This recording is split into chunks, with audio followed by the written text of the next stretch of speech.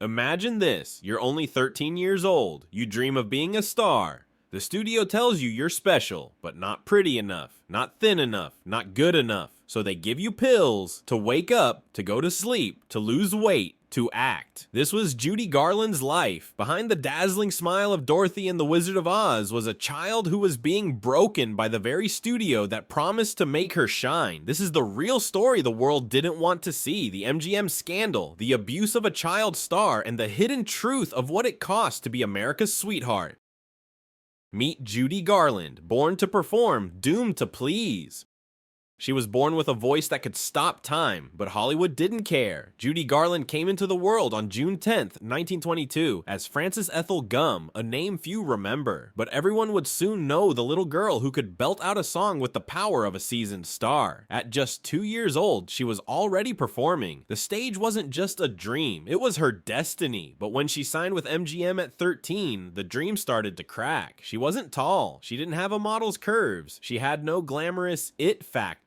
In the world of perfect faces and pin-up bodies, Judy was seen as plain. To most studios, she looked too normal. To MGM, that meant she needed fixing, so they starved her. They gave her pills to keep her skinny, pills to sleep, pills to wake. They built her up into Dorothy from The Wizard of Oz, but stripped away Frances Gum in the process. Behind the sparkle of Technicolor magic was a teenage girl being crushed by the weight of fame, perfection, and pills. Because in old Hollywood, talent wasn't enough. You had to be perfect, even if it broke you. And Judy was breaking.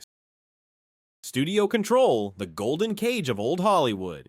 In the 1930s and 1940s, Hollywood worked like a factory. Big studios like MGM owned their stars. Literally, they controlled their clothes, their food, their sleep schedules, and even their personal lives. Judy Garland was no exception. As a child star, she was under constant pressure to be perfect. Studio bosses called her the fat little pig in pigtails. That kind of cruelty would break any young person. For Judy, it was just the beginning.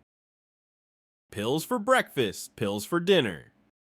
When Judy began filming The Wizard of Oz at age 16, she was already being fed a cocktail of pills. The studio gave her pep pills to keep her energized for long filming days, some lasting up to 18 hours. Then they gave her sleeping pills so she could get a few hours of rest before doing it all over again. This became her routine. Wake up, pills, work, more pills, sleep, more pills. She wasn't given a choice. Judy once said, "They had us working days and nights on end. They'd give us pills to keep us on our feet, then knock us out with sleeping pills. Then after 4 hours, they'd wake us up and give us the pep pills again." It sounds like drug abuse, because it was, but it was approved and enforced by the most powerful people in Hollywood. The role that made her, and nearly killed her. The Wizard of Oz is a timeless classic. Judy Garland's performance as Dorothy is beloved across generations. But few know the brutal reality behind that sweet smile. Behind the yellow brick road was a nightmare paved with pressure, control, and exploitation. Studio executives told Judy she had to lose weight, even though she was already dangerously thin. To keep her camera ready, MGM forced her onto a strict diet: chicken soup, black coffee, and cigarettes. Yes, cigarettes. They gave them to a teenage girl to kill her appetite. Every part of her appearance was modified. Makeup artists taped her nose to reshape it. They glued on fake teeth to perfect her smile. They strapped her into a tight corset to flatten her chest, so she'd appear more like a little girl, not a teenager. The message was clear. Judy Garland wasn't allowed to grow up. She was turned into a product, a puppet molded for profit. Her identity wasn't hers anymore. Her body belonged to MGM. Her smile, manufactured, and every time the cameras rolled, she had to pretend everything was fine. But behind the glittering magic of Oz was a teenager trapped in a machine that didn't care if it destroyed her. Judy's story isn't just about a film. It's about how Hollywood crushes its brightest stars to fit a fantasy. What we saw on screen was iconic. What Judy lived through was anything but magical. MGM's investment in control.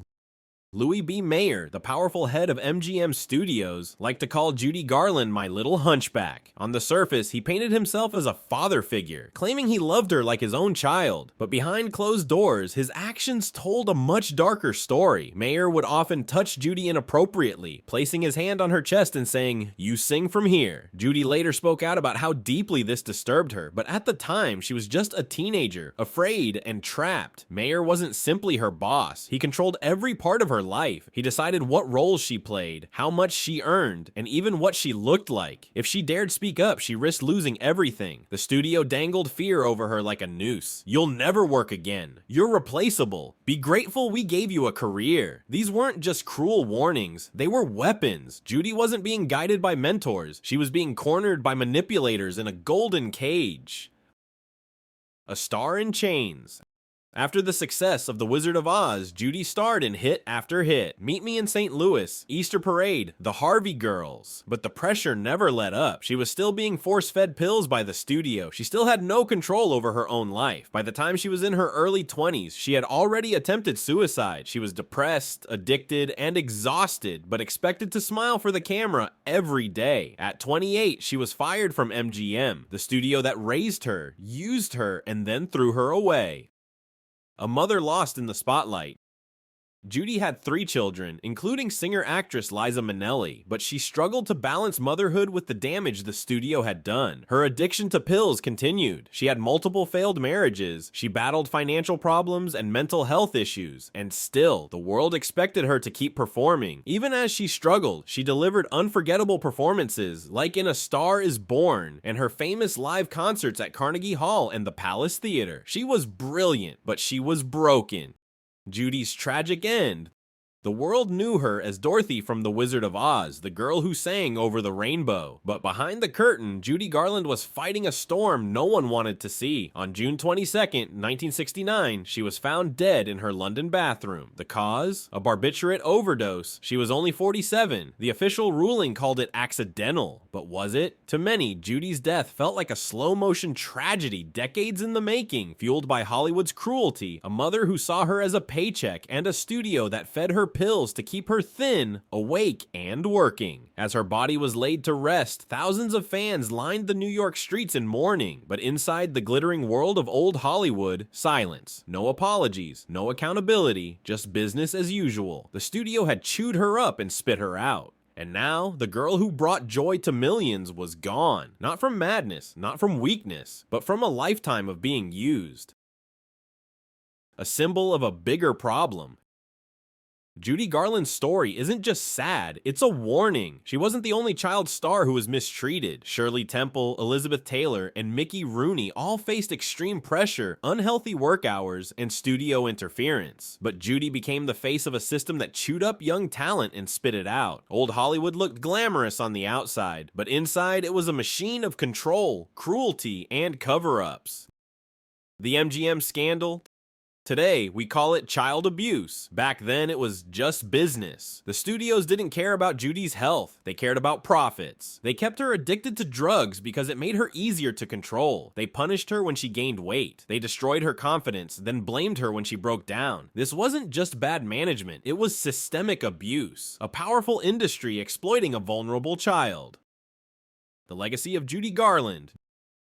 Judy Garland left behind more than movies and music. She left behind a legacy of resilience. Despite everything, she still managed to shine. Her voice, her vulnerability, her strength, they still move audiences today, and her story helped change the industry. In the years since her death, there's been more attention on how child actors are treated. New laws and protections have been put in place, thanks in part to awareness raised by stories like Judy's. But is it enough? Even in modern Hollywood, young stars face enormous pressure. Disney Channel and Nickelodeon stars have spoken out about similar experiences, being forced into diets, contracts, and roles they didn't choose. Britney Spears, Amanda Bynes, Lindsay Lohan, they've all had very public breakdowns after being pushed too far, too young.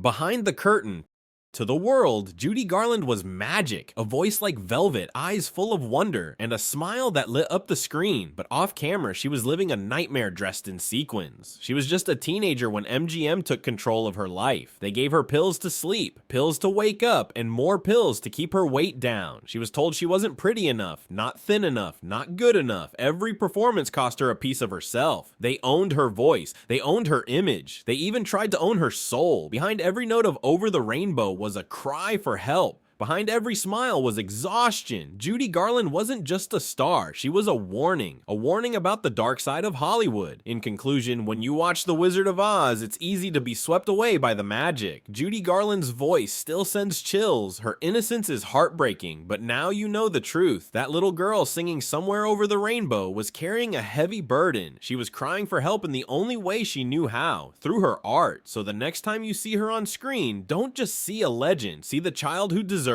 better.